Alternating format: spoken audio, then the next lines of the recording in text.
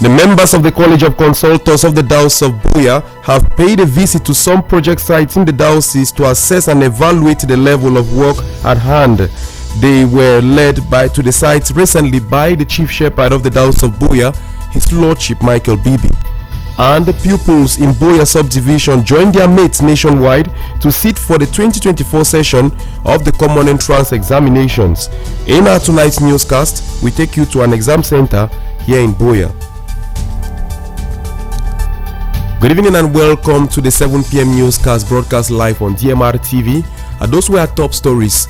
Join with us as we explore the details.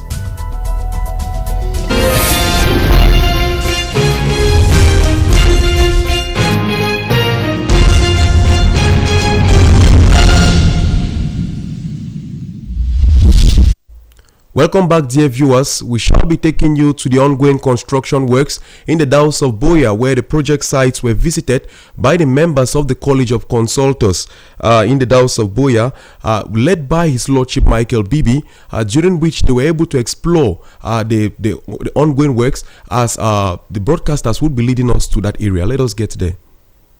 Beautiful and enriching was the prelate's doctrinal talk, Know Your Faith, a weekly catechetical program taught by the Bishop, His Lordship Michael Bibi, every Monday. Today's focus was on parish pastoral councils, parishes, parish priests and their assistants, drawn from the Code of Canon Law numbers 511 to 552. It was evidently clear from his teaching that pastoral councils exist at every level.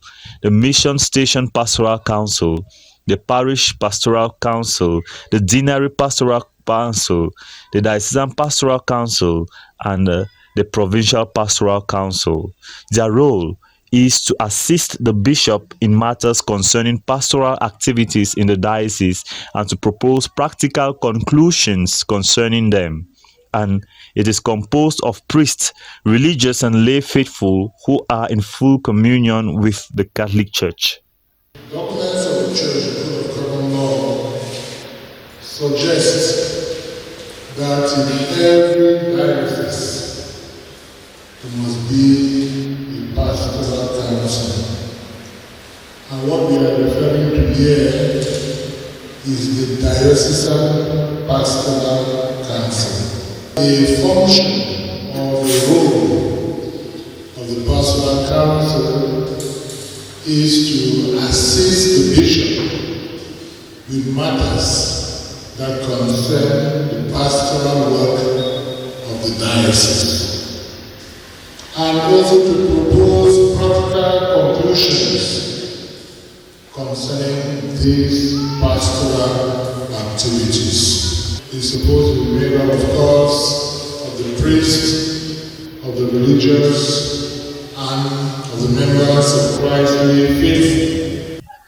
After the teaching, the Christians asked a number of questions, both on the teaching and on the disturbing parts of Christian life. Worthy of note is that amongst those present were the parish priests and pupils from St. Bafia Parish who came to prepare themselves for their first school leaving exams. They were very happy and had this to say. I learned about the parish priest and the curate. I was fortunate to have attended the bishop's doctrine, and I have learned one thing concerning the church doctrine, which I think going back to Bafia will help my people to know about that doctrine. One thing I learned from him is the aspect of the Parish Pastoral Council being a consultative body, which is there to help the priest go on with his pastoral work in that parish. Everyone left with lots of satisfaction and eudaimonia, with knowledge of a clear dichotomy between the parish priest and their assistants, and the relationship therein within the parish pastoral council. That was rather the development of the news of the bishop's catechetical session held at St. Martin de Porres Parish, Bukwango, yesterday with Father Roderick Yangsi. Thank you, many thanks to Father Roderick for bringing to us that report. Now we take you to our construction site in the Diocese of Buea, where His Lordship Michael Bibi led the members of the College of Consultors in the Dow's of Buea to observe firsthand how the ongoing works are going on. And the team's first stop was made at the Divine Mercy Co-Cathedral, where they went to the room that transmits sound and to check its progress and installation. They also visited the basement of the Co-Cathedral, where tiling and plastering is progressing. Leaving the Divine Mercy Co-Cathedral, the team made a second stop at the Pastoral Center, where they visited the 1,000 capacity hall under construction. At this project site, the roofing is underway. In all, work is progressing steadily at all these sites, with contractors doing all they can to meet the stipulated deadline.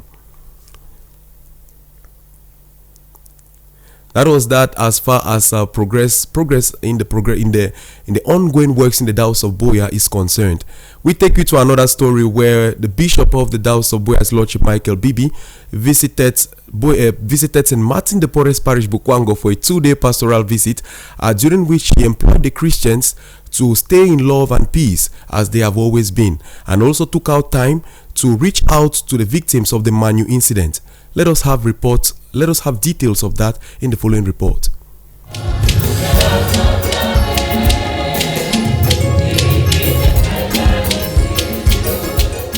This 7th Sunday of Easter in Cameroon was the solemnity of Mary, Queen of the Apostle and principal patroness of Cameroon. A blessed day for the Christian people here at St. Martin de Porres Parish, Bukwango, to welcome their chief shepherd. The worshippers, full in the church house to capacity, listened carefully to the message of unity and love amongst them from the pulpit at a time of an unfortunate incident in Manu Division, where 5 security officers were ambushed and killed by armed separatist fighters along the Manfé-Ekok stretch of road. The bishop gave a message of peace to the people and condolences to the bereaved families, stating the mind of the church.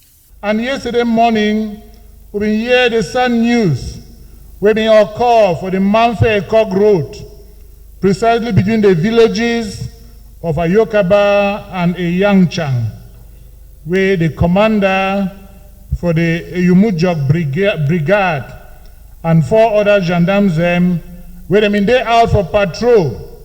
They been be ambushed by about 30 armed men and they been killed them.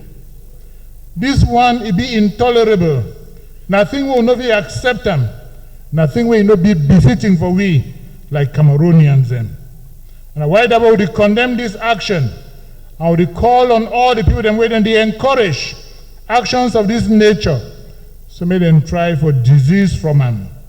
With the prayer for the repose of the souls of the gendarmes and way them being killed, I would extend condolences for the bereaved family. I would exhort all the members of the armed forces where they work for these challenging zones for remain vigilant, especially as we know so this crisis will never come to an end, because for different areas we still get resistance where it come up.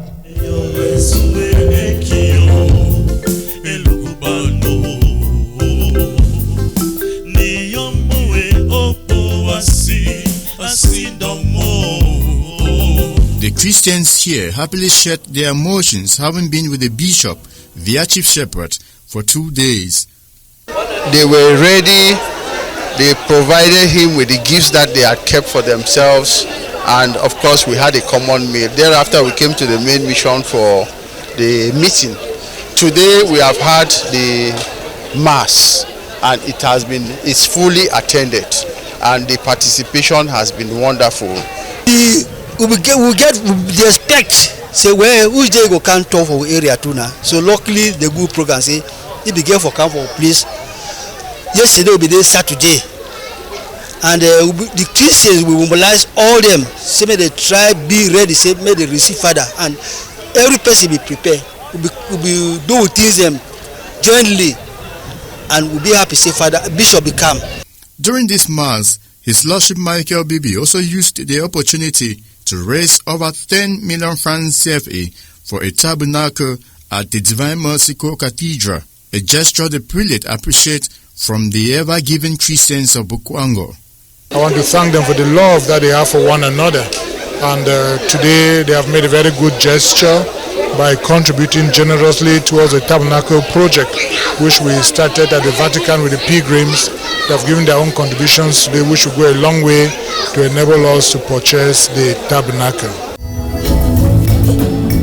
St. Martin de Porres Parish, Bukwango, remains a united parish admired in the diocese and known for its beauty, which reflects the inner minds of the worshippers. Jude Mbaku wrapping up that report from St. Martin de Porres Parish, Bukwango. Now out of the church and on to one of our lead stories. Pupils across the nation Cameroon have sat in for the common entrance examination, and they had this across the nation. They were able to tackle this May 14th English language and mathematics under very tranquil conditions. Nadesh May visited some centers and has details in the following report.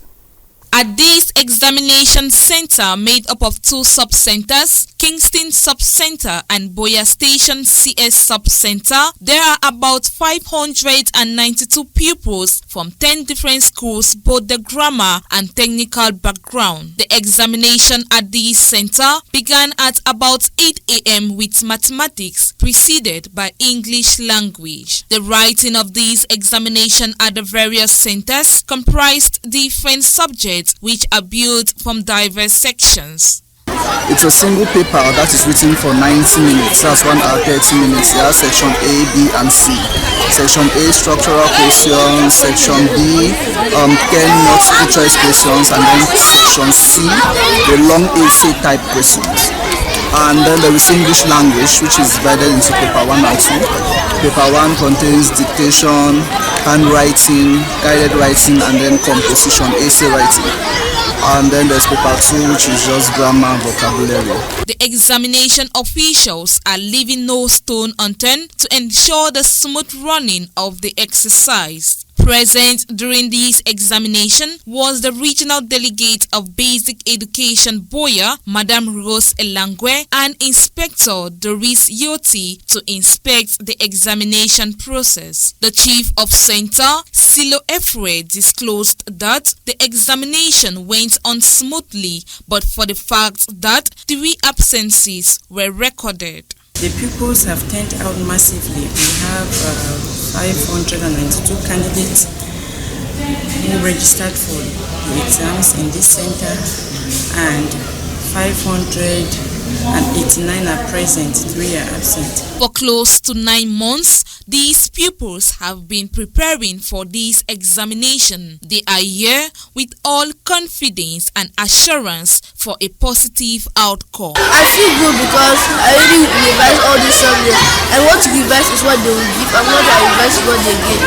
So I'm just saying that if we revise, we will pass well, and we will go to our next class by God's grace.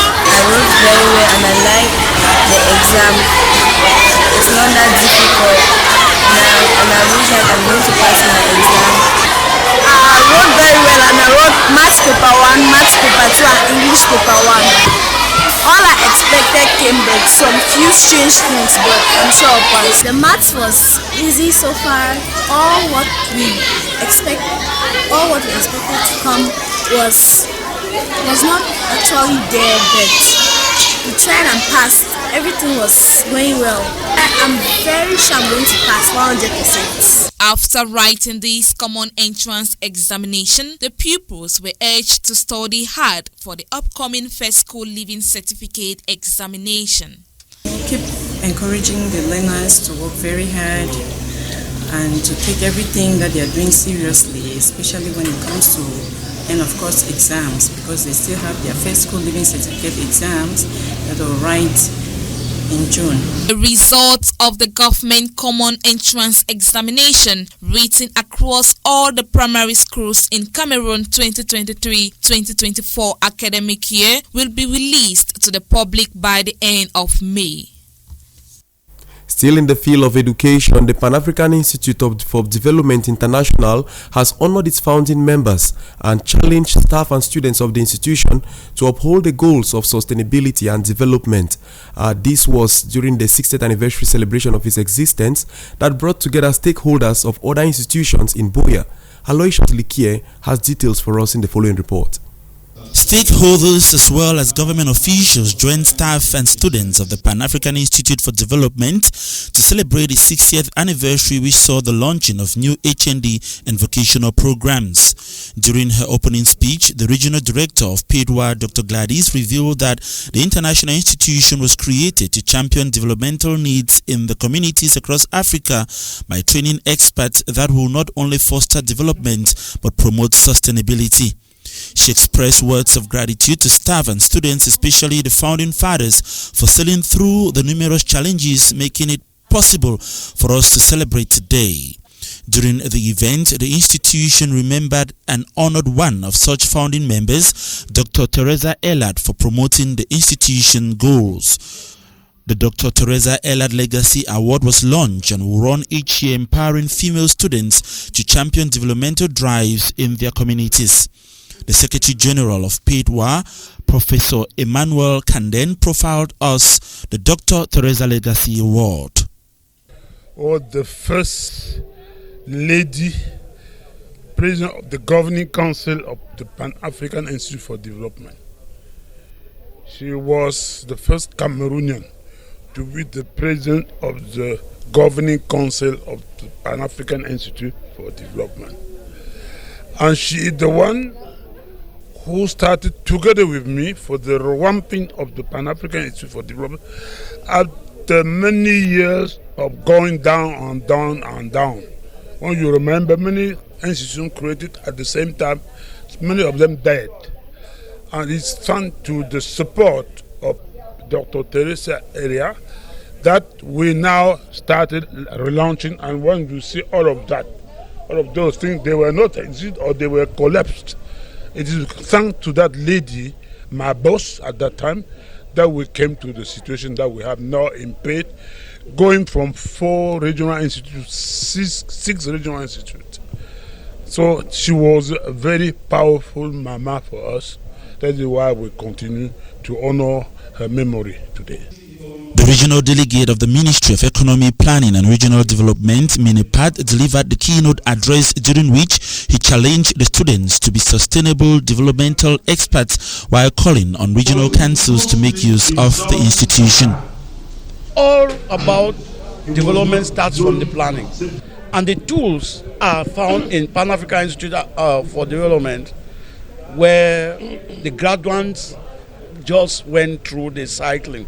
So my message is the council should take advantage. We know there's the NASLA is there, but I want to think that the short-term courses that could easily be gotten from Pan-African Institute for Development can be a panacea towards the realization of Vision 2035. And I want to think that the state is quite aware, and that's why the supervisory ministry of PAIDWA is the Ministry of the Economy, Planning and Regional Development. The event equally witnessed the award of prizes, and the high moment was the crowning of Mr. and Mrs. PAIDWA. They promised to use the crowns to champion youth engagement and promote the institution. I think that PAIDWA on the cultural side has many to accomplish, and one of my main goals that I want to achieve and prove myself as a minister is that I want PAIDWA to partake in the national university games that others university are doing that now us we are not doing. It will be a form of advertisement for the school to also be recognized. I'm going to contribute to youth empowerment, because what's more important is our youth being encouraged, our youth being given the aids to be able to make decisions in life and do it correctly. The new HND and vocational courses comes to add to the institution's long and short-term programs in developmental studies, business administration, amongst others. On to our foreign page now. The death toll from the collapsed building in South Africa is rising as rescue workers are searching for possible survivors a week after the luxurious mansion collapses, and trade unions in Nigeria are in strike over the removal of the light subsidies by the government. They say the light is never stable, and increase in payment is suffering to the common man. Aloysius Likie takes us across our foreign page. Chad's opposition leader says he has filed an appeal within the country's constitutional council to challenge the preliminary results of the May 6th presidential election. On social media posts on Sunday, Success Masra shared a copy of a receipt showing that the documents had been filed with the council. The election preliminary results showed President Mahamat Debi Itno won with just over 61% of the vote, and runner-up Massa had over 18.5%. Massa, the Prime Minister of Chad's transitional government, had claimed victory shortly before the announcement and alleged that election results were being manipulated. He hasn't publicly shared evidence to support his claim. A Chad-based human rights law expert, Rakidom Jaki, told the Associated Press that if the Constitutional Council finds Massa's case convincing, it will consider cancelling the result. It was not clear when the council might decide on the claim. Chad held its long-delayed election following 3 years of military rule. Analysts widely expected the incumbent to win.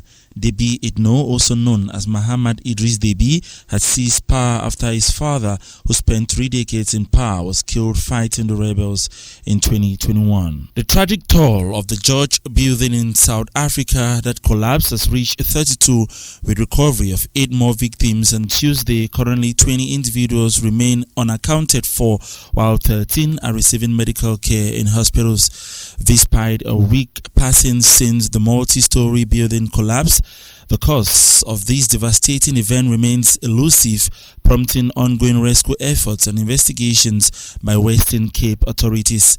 Public Works and Infrastructure Minister Sehi Zikalala has acknowledged the government's limited knowledge regarding the main contractor responsible for the collapsed structure. The absence of information is legally permissible, as the company is not mandated to register with the Construction Industry Development Board when work of private clients. Currently, the South African Council for the Projects and Construction Management Profession is diligently investigating whether the contractors involved in the project were duly registered, underscoring the importance of accountability and adherence to industry standards during such tragic incidents. Labor unions in Nigeria staged nationwide protests on Monday over recent increase in electricity prices following the removal of subsidies by the West African nation's government. The unions, made up of government workers, were picketing offices of public electricity utilities in major cities as they asked authorities to counteract price hikes that have worsened the country's cost of living. Electricity rates more than double for some consumers in April, while the government will save at least $788 million in subsidies this year, authorities have said. It is the latest measure by President Bola Tinubu's government to cut costs as Africa's most populous country struggle with declining revenue due to downturn investment and chronic oil theft. Protesting workers said they are frustrated that Nigeria's chronically aerated power supply has not improved despite the high prices. Joe Ajero, president of the Nigerian Labour Congress, the umbrella body of the union, told reporters in Abuja, the capital, that the country cannot continue to increase electricity rates and that the union members were coming out to underline how Nigerians feel about it. The protesting workers said they are also frustrated that Nigeria's electricity supply has not improved even for the consumers who were asked to pay more. The report from our foreign page now concludes what we had for you on the 7 p.m. edition of our newscast this evening. But before we take leave of you, let us have a recap of our top stories. Members of the College of Consultors of the Diocese of Buea have paid a visit to some project sites in the diocese to assess and evaluate the level of work that is on firsthand. They were led to the sites recently by the Chief Shepherd of the diocese, His Lordship Michael Bibi. And pupils in Buea subdivision joined their mates nationwide to sit for the common entrance examination session of 2024.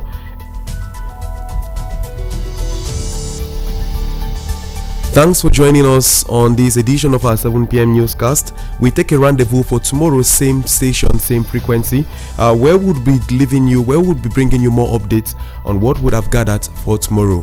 For now, we say we live in the company of more interesting programs on DMR TV, and this goodbye.